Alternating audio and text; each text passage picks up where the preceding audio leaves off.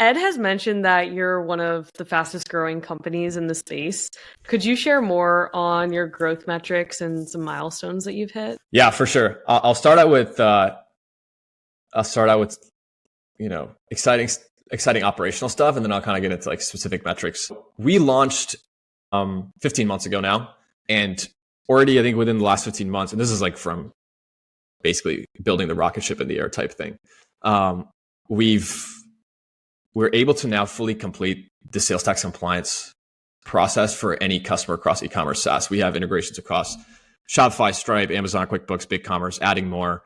From an operational perspective, we do thousands of filings for customers. We're now working with almost 400 customers, and that's just in 15 months. I think year after launch, or I guess like year since today, we're at almost like 6x revenue. So we're hitting mid seven figures ARR, growing pretty fast. I think for us, the things that are, like I said, that are really working is building the trust with the customer on the organic educational content side, but also using the partner channel. But yeah, I mean, that's kind of how we've grown. And it's pretty exciting.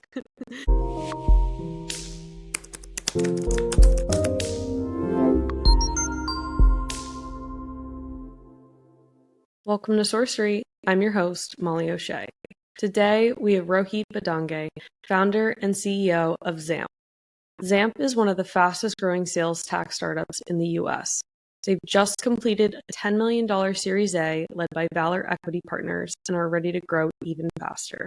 A special thank you and shout out to Ed Lando Perito for the introduction. This is a very fun conversation on the founding of the company and the business behind it all. I hope you enjoy. Hi, Rohit. Thanks for joining us. Hey, Molly. How are you? Thanks for having me. Of course. Yeah, so I think we have some big news on hand. Congratulations on your recent Series A. I appreciate it. Yeah, it was a relatively quick process for us, but I'm glad that it's kind of behind us. Like any founder, I'm sure. So who led this round? How much was it? What was the general process like? You mentioned it was quick. Is it mostly existing investors? Yeah, so it was pretty interesting because I actually sent out an investor update earlier this year. And in that update, I'd mentioned, hey, listen, we're thinking about potentially raising towards the end of summer. And I think we'd shown pretty solid traction from our side in terms of growth and all those things. And at that time, I think we were just probably like 10 months, 11 months, 12 months from launch, give or take. And we already had a few hundred customers. So seeing the momentum, one of the insider investors, Valor Equity Partners, decided to put forward a term sheet to our group and to our team. And yeah, it was great. They were like, hey, listen, we'll put together a term sheet here. We'll preempt you here. You don't have to go out and fundraise and waste time on those, on that operational process away from the business, things like that, especially because when you're a small team, CEO is still pretty involved and founders are pretty involved in running the day-to-day. And I was like, well, this sounds pretty great. Started talking to other people that were potentially interested in joining on. So brought on folks like the founder of Rippling, the other SVP of Yelp for 12 years, the ex-mayor of DC, head of ML at Amazon, people like that, across the board from like government, general tech, consumer, etc. Raised $10 million. That brings our total funding to about $14 million. And yeah, I mentioned like it was led by Valor Equity Partners. So relatively fast process. Took us about a month or two, give or take.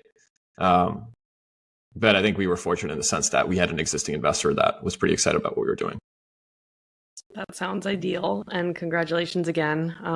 It's also not an ideal fundraising market. So I appreciate it. Yeah, it's pretty interesting. Like I am working with some other founders to help them with their fundraise motions, and it's just been pretty rough out there, not just for consumer brands, but even for like SaaS companies that are growing, even AI companies that are growing. It's still pretty tough.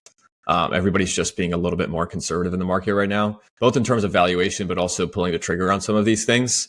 But that's why I think for us, one of the key parts when we brought on people into our first round was bringing on a multi-stage venture group that could potentially invest across multiple rounds if they saw the conviction.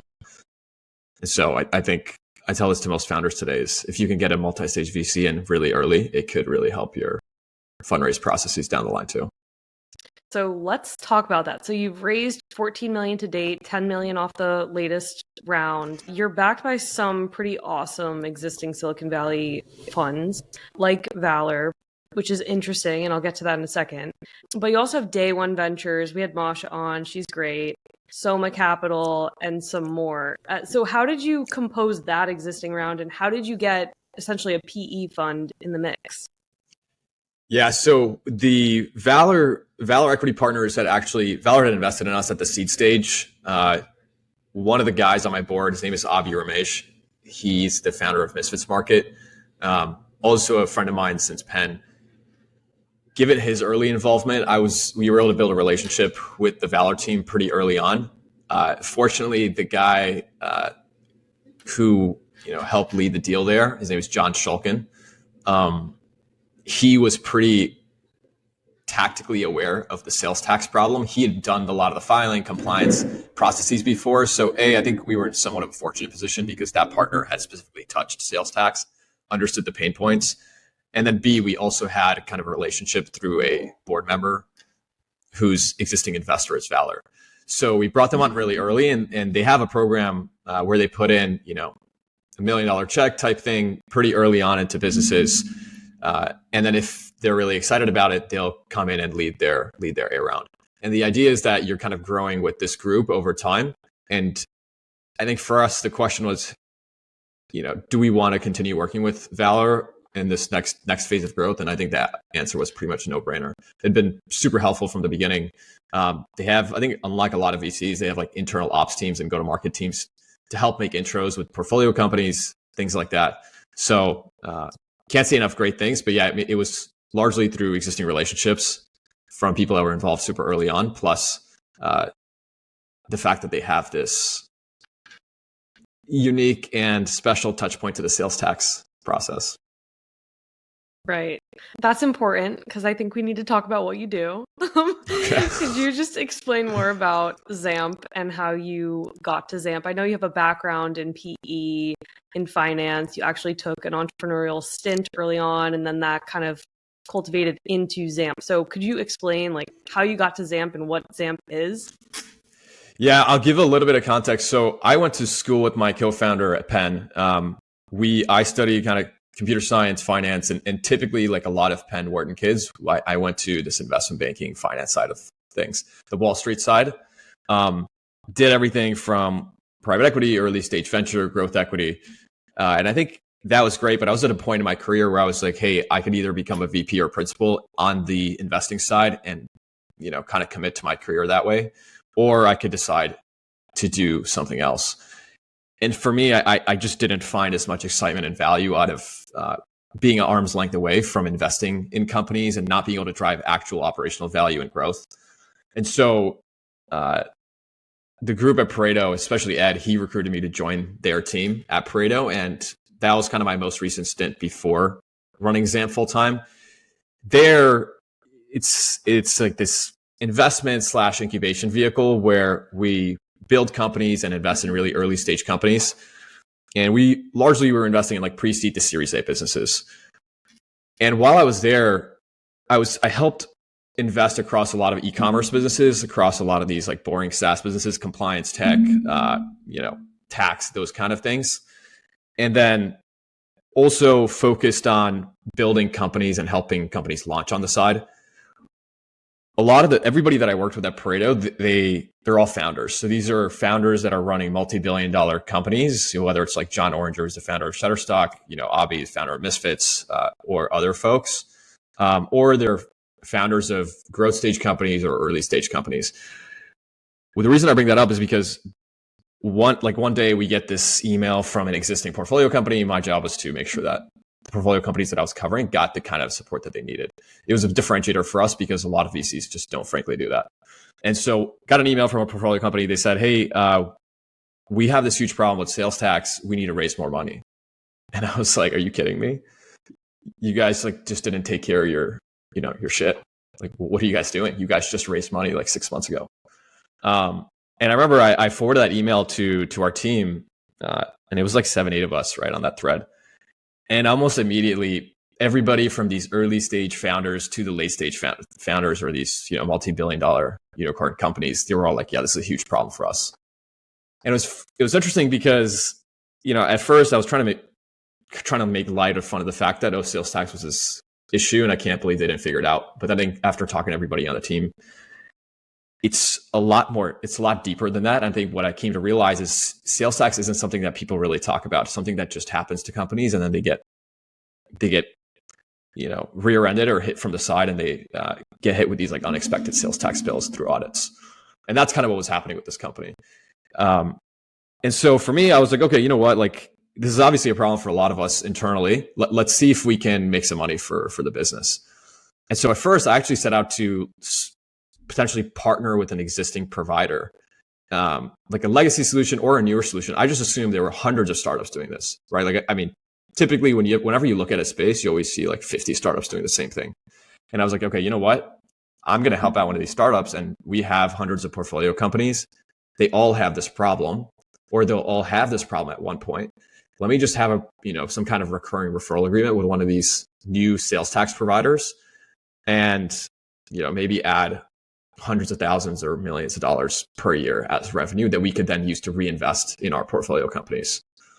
So I like surveyed the market and realized like there were really only two competitors.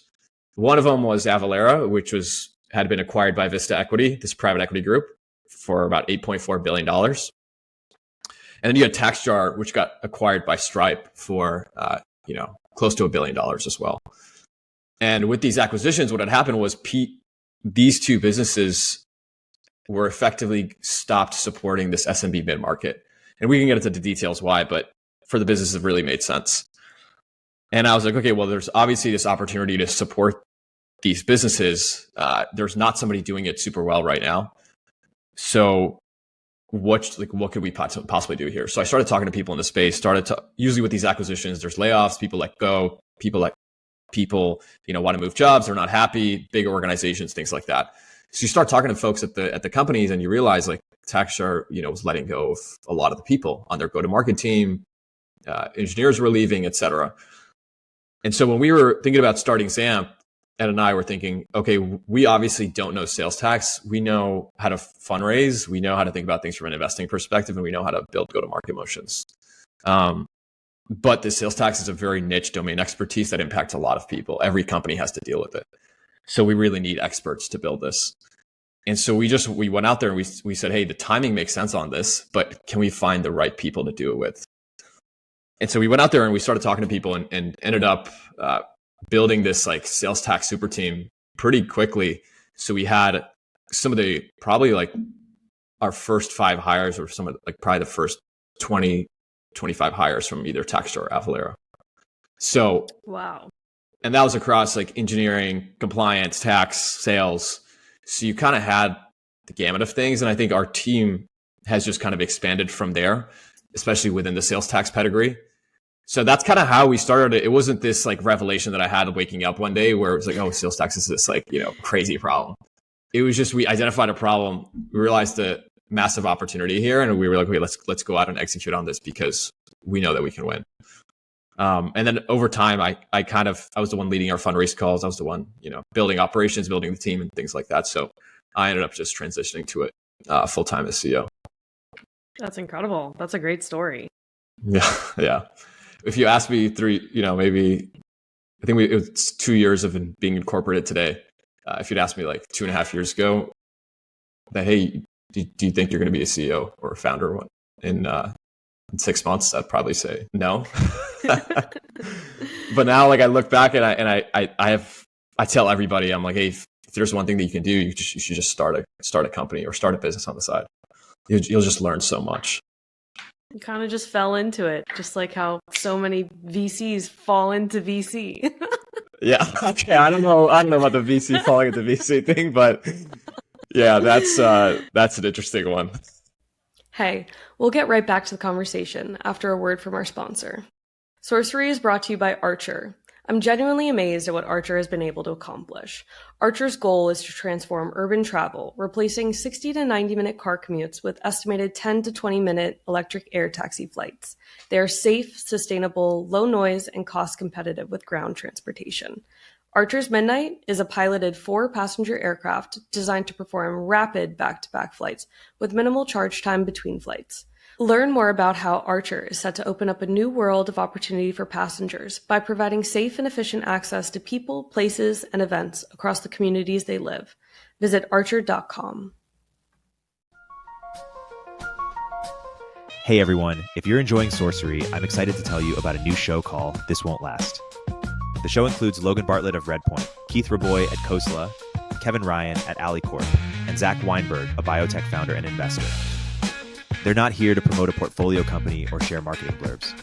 If you were curious about what VCs talk about in group chats when the cameras are normally gone, they're releasing footage for a short time. A link is in the description. Listen wherever you get your podcast. Yeah, it's a hard job. It was a joke. It's a hard job. People like to say that it's easy somehow. I don't know how. Okay, so I want to break that down a little bit further. Sales tax, for people that aren't familiar, how big of a problem is this? If there is a problem, there is a problem. And what portion of companies have to deal with it? What industries are they in? How much time does it take? Et cetera, et cetera. Yeah, that's a great question. I think number one, sales tax impacts every company that is, running a transaction at the most basic level. It's the tax that's applied at the transaction level. So you buy something, there is a potential for sales tax to be applied. And that's pretty much every single business in the world. So from a macro perspective, who does sales tax apply to? It's every business that's selling into the United States specifically. And they have other taxes like VAT, international taxes, but we could just focus on the US side. The reason that this has become a little bit of a stab in the back for a lot of businesses today is because in 2018 there is this Wayfair versus South Dakota ruling that happened. And are you familiar with Wayfair, the furniture company? Yeah. So think about this: like before 2018, e-commerce and SaaS companies, they did not have to charge their customer sales tax. So what was happening was, you'd go into a furniture store, you'd go to Art Fan or something, you'd find some furniture for $1,000, and with tax, maybe it's like $1,050, $1,100 plus shipping. Maybe you're paying $1,300, $1,400 for this couch. And now you're going to Wayfair. They're giving you free delivery. There's no taxes. Now you're just paying $1,000 for this couch. So now what's happening is the states are starting to lose out on this tax revenue as e-commerce continues to scale. And so the reason this has become a problem is because in 2018, the government said, hey, listen, states are really upset. South Dakota specifically was really upset that Wayfair was basically pushing them to lose out on a lot of this tax revenue. And they were taking money away. States government just generally doesn't like it when you take money away from them. They like it when you add money to the system. And so South Dakota sued Wayfair. This thing went to the Supreme Court, and ultimately, the federal government decided, hey, we're going to let the states decide whether to tax, digital transactions. So this is like e-commerce businesses, these marketplace businesses, these SaaS companies. But nobody made this it was not on the front page of the Wall Street Journal. It wasn't it's not in a 101 how to start a company guide. This is just something that kind of happened a little bit on the back end. I mean, I interviewed somebody that worked at Wayfair during that time, had no idea this happened. So when you look at that, that's in 2018, that impact started affecting every single SaaS and e-commerce business. And so now when you think about it, just within Shopify, there's millions of merchants. On Stripe, there's hundreds of thousands of merchants. And you look at across every single platform, you're looking at about 10, 15 million merchants just in the US that now have to deal with sales tax that never had to deal with it before. And these laws, they're just kind of springing up, and these laws are also constantly changing. The rates are changing, the rules are changing, but nobody's really telling anybody. So how does a business actually deal with this problem? And that's with solutions like Zamp. But I think generally it's hard for somebody to do this internally because of the fact that it's it's one of those things that even with a software provider, it could, these legacy software providers, it could take you 20, 40, 50 hours a month just to manage. And people have lean teams at the SMB mid-market level. You just don't have the overhead to kind of manage that full time. It's just a cost center. So a lot of folks, what they're looking to do is they want to just outsource this entire sales tax function. And so when you ask hey, who does this really impact? It impacts every single business in the United States, but more specifically, since 2018, it's really impacted these e-commerce and SaaS companies at the SMB mid-market because they just don't have the resources in-house to manage it. Because even if they have a controller, accounting manager, whoever else, they're spending time doing hundreds of other things. This just doesn't bubble up to the top of the stack. But if you do it wrong, you could be paying millions out of pocket. Right. So is that then the portion that you're initially going after? How are you strategizing out your go-to-market if the market's so big? Yeah, for us, we're staying super focused on the e-commerce and SaaS companies, e-commerce, CPG, and SaaS companies. I think if you look at it from a platform level, it's the folks that we support Shopify merchants, BigCommerce merchants. We're starting to add integrations to Magento. We support Stripe customers, things like that. So largely focusing on a select group of platforms and just going deep within these specific platforms, because a lot of these platforms just have a pretty wide base of merchants. And the reason that we're going after e-commerce and SaaS specifically is because that's where the pain point is the highest right now. That said, next year or the year after, we could potentially see ourselves getting into retail. These are people that have brick and mortar stores, things like that. Will we ever touch specific other industries? We probably won't ever touch telecom, oil and gas, things like that. It's just not our sweet spot, industrial companies. But yeah, the pain point is just the highest in the e-commerce SaaS segment, but specifically within these $1 to $200 million revenue businesses. Got it. Are there any names you can mention? Yeah, a few of the folks that we work with today, on the e-commerce side, there's folks like Cult Gaia, which apparently is popping off, according to TikTok. We work with Sanzo. They have beautiful stores. Beautiful stores. Oh, really? Yeah. I went to one when we were in the south of France, and I was like, oh, look, that's our customer. I told my fiance, and she's like, oh, that brand is huge. So for what it's worth, I don't have TikTok or Instagram. So I don't really know when brands are doing well. I just know them kind of as, these are somebody. This is a group that we work with. Well, you're missing out. That's a beautiful brand, and they make really good clothes. Anyways. Yeah, so we work with Cult Gaia. We work with this Everyday Dose, Sanzo, Glamnetic. I'd say pretty much all across the e-commerce. That's on the e-commerce side, and then on the SaaS side, there's groups like Pro Built Software, there's Puzzle, and a few other folks on the SaaS side. So I think now we're slowly starting to make inroads on that side too, because we just recently launched our Stripe integration. And so slowly I think we'll start to see a little bit of a balance across the two. I know you're quite active on LinkedIn. You go viral a lot. You have a really good strategy there. So I guess what is your go-to-market strategy in acquiring all these different companies? Yeah, for us, it's really two things. The first is inbound. The other one is partnerships. And the reason we take that approach is because we want to be able to build trust with the customer over time. And within this specific space, I think that's really important. I think if you take more of a transactional approach and you don't really build that trust, then, if there's a potential mishap or things happen, which, human error happens, then there's more of a transactional relationship and there's less of an ability to sort through it, I'd say. And the reason the content really helps is because it helps build that relationship of being able to build trust with the end user, whether it's a customer, whether it's a partner, whether it's just people in the space.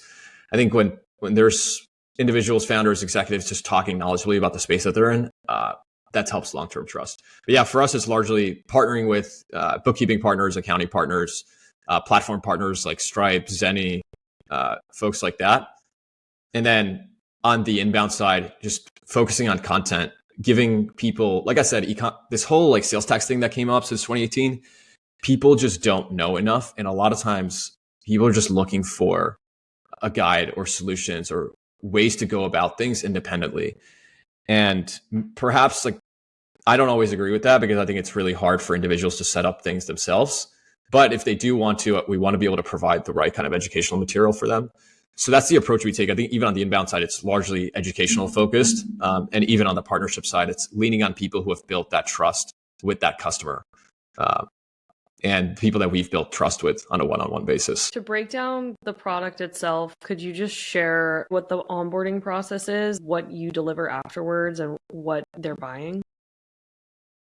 The way that we engage with customers, though, first off is we don't take on every customer, which makes the rest of this stuff easier. I think I see a lot of businesses and founders, they just take on customers and they're like, okay, we'll figure it out, even though it's not in my ICP. And I think our team has done a really good job of making sure that we qualify our customers if we can't support them. Let's say we don't have this integration. We'll tell them straight up, hey, we don't have this integration. This is our path. This is what we can do. The reason I bring that up is because being transparent with the customers upfront really helps the onboarding process, and it really helps the customer experience downstream.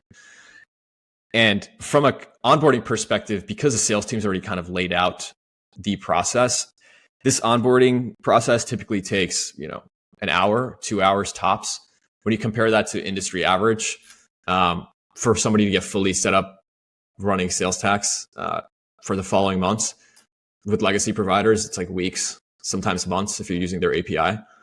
Even with some of these newer providers, it's pretty incomplete. So can't really tell how long that takes, but I know it's definitely not 2 hours. So yeah, they set up in 2 hours. A lot of it is just integrating to the platforms that they are processing their transactions on. Stripe, QuickBooks, Amazon, Shopify, things like that. And then after that, for the customer, all they do is they get emails or they get notifications in their product whenever they have to approve something, whether it's a new product tax code, whether it's a registration, filing for the month. Typically, customers are spending, 2 to 5 minutes a month managing the sales tax. And then beyond that, on the back end, our team, people, technology, automation kind of take care of everything else. And so for the customer, now they go from spending, 20, 30, 40 hours a month on sales tax, and that's for like a $10, $20 million brand, to now spending, 5 minutes, give or take. And for a lot of these accounting bookkeepers, chief of staffs, whoever it is, that's a huge time saving. Yeah, that's huge. That's a big time differentiation. In terms of your team, what's the composition of your team? Who's doing what? Do you have mostly engineers? Do you have customer support? Yeah, so for us, one of the most important things is over investing in the upfront in the onboarding experience with our customers. So part of that is, setting up their accounts, making sure that they're in a good place. Our team generally, it's focused on people and teams that are going to directly help impact those customers. And I'd say it's a mix of engineering, it's a mix of customer success, it's a mix of, revenue. The revenue team is obviously impacting customers at the first touch points. The engineering team is obviously impacting the customers every time they're using their product or through these automations. Customer success team is focusing on the onboarding, account management, things like that. And then lastly, the compliance team, which is, error shooting, helping other customers with compliance issues, filing questions, things like that. So for us, across our entire team, we focused on investing in people and teams that are going to help directly impact the customer and make their experience a lot better. Give the full suite. Yeah, exactly. I think it's hard I think if you just had a team of engineers and, somebody had a question, like a very specific sales tax question, or they're like, hey, where did you get this rule from? And a lot of times you're talking to controllers on the other side, CFOs, finance people, and you put in, maybe put an engineer in front of them that's less focused on the tax code or the laws. You kind of erode your trust pretty quickly. So like I said before, a lot of it is trust-based. So making sure that you actually build trust with the customer, not just at the front level, but over time is really important, which is why I think we try to keep a balanced team across everything. That said, I'd say our two biggest teams are revenue and engineering. So Ed has mentioned that you're one of the fastest growing companies in the space. Could you share more on your growth metrics and some milestones that you've hit? Yeah, for sure. I'll start out with exciting operational stuff, and then I'll kind of get into like specific metrics. We launched 15 months ago now, and already I think within the last 15 months, and this is like from basically building the rocket ship in the air type thing. We've we're able to now fully complete the sales tax compliance process for any customer across e-commerce SaaS. We have integrations across Shopify, Stripe, Amazon, QuickBooks, BigCommerce, adding more. From an operational perspective, we do thousands of filings for customers with a really lean team, which I think is really important because that level of filing, it's if you look at other competitors, legacy or not, they typically take people, like dozens of people. From a customer level, we're now working with almost 400 customers, and that's just in 15 months. Most are switching over from existing providers, not just legacy providers, but even some of the newer ones that we're seeing out there. And a big part of it is because in sales tax, you just can't hide. You can't hide behind just being a product or like a tool. If you're just not delivering value, it's pretty clear because the states are going to come after you pretty fast. And I think a year after launch, or I guess like a year since today, we're at almost like 6x revenue. So we're hitting mid seven figures ARR, growing pretty fast. I think for us, the things that are, like I said, that are really working is building the trust with the customer on the organic educational content side, but also using the partner channel. But yeah, I mean, that's kind of how we've grown. And it's pretty exciting. Yeah. that's pretty good for a short period of time. Yeah. I think for us now, the question is, hey, how can we continue growing just as fast in a shorter period of time? And then on the revenue side, what's your business model? Are you taking a fee off of every tax dollar? I don't know. That would be kind of crazy, but maybe you do that. Do you do just a typical SaaS what's subscription? Funny what do you do? First of all, I just want to point out that you said it was crazy to take a fee on every tax dollar because we have competitors that do that. And I think it's actually bonkers. Yes. They basically say, hey, listen, they charge you not just they'll charge a platform fee, and then they'll also charge you a basically a Stripe processing fee type thing, where like it's based on like some kind of dollar amount. So as your business grows, you're just paying more and more in sales tax compliance, not actually your taxes, just your tax compliance, which is kind of like counterintuitive because if the business isn't doing anything additional for you, why are you paying more for it? Which, completely bizarre. It's actually one of the reasons why we win deals. More volume. I don't know. Yeah, I mean, then I'd be like concerned about increasing my volume too much because I'm like, oh crap, I got to pay the sales tax provider $100K this month. It's crazy. But our pricing is pretty simple. It's just based on how many states you need compliance in. So we have a 7-state tier, 14 state, 21 states, 28, all the way up to full coverage. And then beyond that, that's for customers that use our platforms. We also have customers that use our API. So they are on custom platforms. They integrate with our API, do calculations, posting, all that stuff. And we charge them based on the amount of transactions they process. So it's pretty simple. And I think that includes, onboarding, white glove onboarding, includes free registrations. We do all the filing, compliance work. It basically includes everything A to Z on the sales tax side, where all they're doing is spending a couple minutes a month reviewing or approving things. And most of the time, I think after the first couple of months of building that trust, they're kind of like, okay, sounds good. That's great. Now that we've gotten through most of the heavy questions, this will get fun. First, I want to know, how did you get Zamp.com? Yeah, this is kind of interesting because about like 4 years ago, we bought a bunch of domains, and this was partly because we felt a scarcity of 4-letter domains happening. In some ways, I feel like it was like a business in itself. And we just bought a bunch of 4-letter domains, and we're like, you know what? Like, we don't know if we're going to start a business or not, but we're just going to buy some things. And if somebody comes to us and they really want it, we'll flip it. Or you guys are so scrappy. Or we'll like use it for our own company. So yeah, they were like, I think there's probably like 7 or 8 of them that we were kind of contemplating over.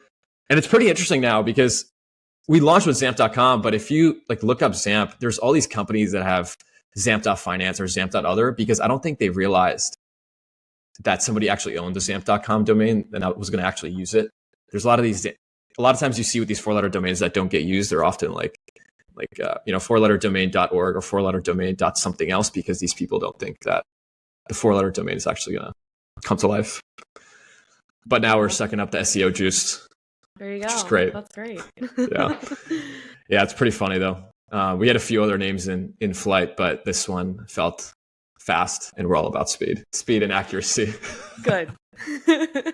So what are you looking forward to most in the next 12 months? Obviously, you guys just came off the heels of a great fundraise and you want to put some fuel to the fire, right? What do you think you're going to achieve? One of the most exciting things for this year that I am really pumped about is we just recently launched with this fundraise a new product called Z-Tax. Z-Tax is a solution for accountants and bookkeepers. So we realized that, hey, a lot of these e-commerce and SaaS companies definitely need, support on the sales tax side. But the other thing that we've seen is there's this massive accounting talent shortage, and there is a lot of competition among the services businesses also being disrupted by these tech players. And so a lot of these accounting groups, they want to focus on higher revenue service. They want to focus on advisory work, consulting work, things like that. Sales tax doesn't fall in that specific bucket. So for a lot of these accountants, they don't necessarily want to lose out on that sales tax revenue, but they want to make it a little bit more efficient. Or perhaps they want to expand their services categories and add sales tax as a product offering to retain their clients. And so now we've launched this product called Z-Tax for these accountants and bookkeepers, where they can essentially use Zamp as a white label solution to power sales tax for their clients, which is really exciting for us because we've been in beta mode with a couple of partners this year, and we're finally launching it. So I think that itself has pretty uncapped potential. And then I think the couple other things that I'm pretty excited about is just more platform integrations. We've been hearing a lot from the folks at Magento, Shopware, WooCommerce, things like that they're looking for something. So more platform integrations is pretty big. And then the last thing is just focusing on growth across different channels. I think now we have this fundraise, and yeah, we have hundreds of customers, but how can we 2x that, 3x that, 5x that in a shorter period of time? So I know that the last one is not a super concrete answer, but it's something that we're figuring out how to scale growth efficiently. Had no idea that there's a shortage of accountants, though. Yeah, there's just less people that want to be accountants. I think there's I don't know, don't quote me on this, but I think the stat was 25-30% of less people have their CPA or got their CPA versus 4 or 5 years ago. And I think that number is just continuing to drop over time. It's a good opportunity for technology disruptors in this general accounting compliance type space. And I think for the people that are, for a lot of these accountants, they're going to lean on these tech solutions to help them drive economies of scale and margin. And that's why I think you're also seeing a lot of consolidation at this accounting level. So a couple of weeks ago, there's a merger that happened. It's probably the biggest merger in accounting history. It's this company called CBiz acquired Markham, $2.3 billion merger. They're the number 11 and number 13 accounting player. They decided to merge because a lot of times they want to compete with these big four, they want to compete with these larger accounting groups, but oftentimes they may not have the resources or the talent. So when you pool the talent together, it helps drive the economies of scale. But also when you pool the resources together, you can now invest in technologies, whether it's Zamp or others out there, to help drive efficiencies. So I think we're going to just keep seeing more and more of that, especially in this space. Interesting. Okay. That'll be fun to watch. Yeah, it'll be fun to be a part of. Hopefully they give you millions of dollars in revenue. I will cross my fingers for that. Yeah, me too. That's what I'm hoping to. As we wrap it up, I have 2 final questions from Ed. Okay. They were very helpful. Clearly you guys work super close together because I was expecting something different. Anyways, so number 1, he wants me to ask you about your daily routine and work ethic and how most people don't work hard enough. Yeah, I have this general theory that most founders, they just don't put in enough effort. I think a part of it is because starting a company has been a little bit easier, just given how much venture funding is out there. But I think also another part of it is that we often see the stat of 99% of founders fail. So they kind of use that as a blanket to, if I fail, it's fine. And I feel like a lot of founders just need to figure out whether they even want to be doing this or not, because I think there's a lot of things that get tied to it, whether it's investor capital, that's coming from pension funds, retirement plans, things like that, where you're actually making an impact on people's lives. So the fiscal responsibility needs to be greater. The second thing is a lot of founders, they don't realize that you're actually impacting employees' lives and daily livelihood. So for me, the reason I work really hard is because I want to make sure that I'm doing right by the people that I've signed up to take that responsibility from. So yeah, I generally agree. Most founders don't work hard enough. A lot of founders I know work like 40, 50 hours a week, which I think is kind of crazy, just given where the company is. I think, for me, like I work probably 70 to 90 hours, depending on the week. And I still work out. I still sleep like 6-7 hours a day. But the reason is because if you're working, average 80 hours a week versus somebody that's working 40 hours a week, whatever that it takes them 1 year to figure out, it will take you 4 to 6 months. And when you're building a startup, it's all about iterating faster, learning more, adding more inputs. And honestly, it might take even less than 4 to 6 months because you're just moving a lot quicker.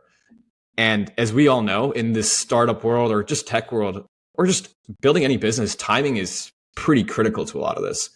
And you can't control timing. So while you have time in your hands, you better execute. Otherwise, you're going to be sad that you lost your opportunity. And do you think like you got to that realization because once you turned on CEO mode, you just kind of started running? Or like, how did you start to, compare that against some other CEOs that you've seen? I think it's a mix. So historically, coming from the Wall Street world, I was just used to being around people that work 70, 80 hours a week. That was just standard. Yeah. So, and even like people say, oh, you move from investment banking to private equity, it's going to be a little bit chiller. And yeah, it's just different work and you're a little bit more on your own time versus, a services company. But because I was bred in that kind of mentality and that kind of manner, the people I choose to surround myself with, even today at the company, I'm not saying our whole team works like that, but they do work really hard and they're accessible and they're communicative. But now, like when I've seen founders one-to-one work, or we're working with people on the partnership side, or we're working with people to just put out content or whatever it is, you just kind of see this like consistent lag that's happening. And in my head, I'm just thinking like, how do you ever get anything done? Like if it's taking you 5 days for this, because I know how long it takes our team to do things or how long it takes me to do things. So I don't think it's like I don't think it was just because of CEO mode. I think it's just, I came from a different industry that worked a lot where people may not have necessarily appreciated their own value, or the company may not have appreciated their value. But a lot of times when you put those people in a seat where you're able to execute quickly and make a lot of decisions pretty fast, I think it's like sky's the limit. And I think the other cool thing here is that there's a pretty fast feedback loop to iterating faster. So it gets you more excited to do things. So, I mean, sometimes people ask me, hey, do you think it's worth going into Wall Street or doing consulting or things like that? And sometimes my answer is no, because I'm like, I don't know if it was worth the mental health hassle that I dealt with. But at the same time, I think from a work ethic perspective, it just teaches you that you kind of have to, how to put in the work, when to put in the work. It gives you an appreciation for building something that actually means something and that can make an impact on people. Do you think that because you're doing your own thing, you don't have the mental health hassle, or what do you think the difference is there? Because I know that's a huge topic too, especially at Wall Street. Yeah, I think the difference is that when you're there, there's a lot of hierarchy. I think there's a lot of work that gets done that doesn't have high impact. When you're whether you're a CEO of a company or, on the leadership team or, an IC role, everything you do, especially at like any company that's at our stage, Series A, sub 50 people, I'd say, everything everybody does has a huge impact. And and you can see that impact really fast. Whereas a lot of times in the Wall Street world, you don't really see the impact of what you do. It's either too long-term of a horizon or you're just not a part of those conversations. Here, I think it's a lot different. Every person's rowing in the same direction, and you can kind of see that direct impact. So I think that's really what makes the difference. And I think the other thing I'll say is the when you're doing something you like and you bring on people that are aligned on the mission, that really helps with,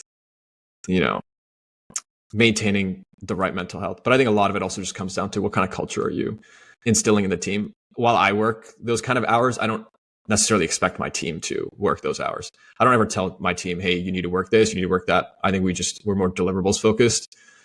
And it's like, hey, this is what we need to get done. And it's kind of like the Steve Jobs quote where you tell A players, hey, this is what we need to do, and they'll just figure out a way to get it done. That was a good way to end that question. This one is not as serious. Okay. But Ed wants to know how you're going to beat him in tennis this fall.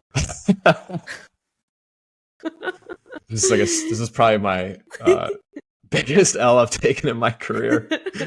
Probably like 1 in 65 against this guy. Do we need to get you an Olympic trainer or something? What's going on? I definitely need to start taking lessons. It's funny, actually. I met somebody that's like a D1 college player, and like I've been bothering her to keep hitting with me so that when Ed's back in Philly, we can start playing. I could be at a different level. Okay. Well, Rohit, it was a pleasure to have you on, and I'm so excited for you, and congrats again on the big Series A announcement. So exciting. I appreciate it. Yeah, it's going to be a fun ride the next couple of years.